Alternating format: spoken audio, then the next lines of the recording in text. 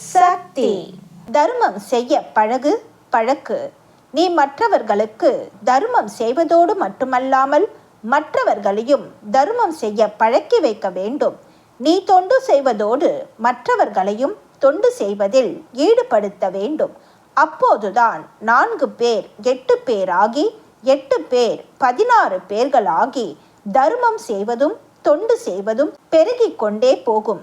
காசு கொடுத்து உன் வசதிகளை பெருக்கிக் கொள்கிறாய்.